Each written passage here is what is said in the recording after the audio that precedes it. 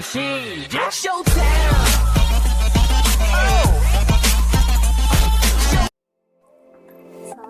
warahmatullahi wabarakatuh. Jadi di video aku sebelumnya aku sudah menjelaskan kegiatan PPL apa yang aku ambil.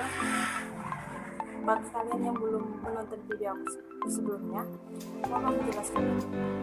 Aku di sini menjalani kegiatan PPL yang diadakan oleh fakultas dan aku mengambil PPL di bagian kewirausahaan.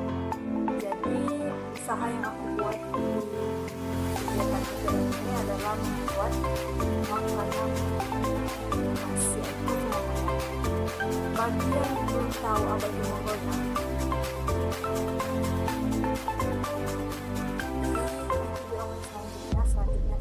selanjutnya aku akan menjelaskan kepada kalian semua bagaimana cara aku memasak menggoyang, cara aku memasarkan, bagaimana cara saya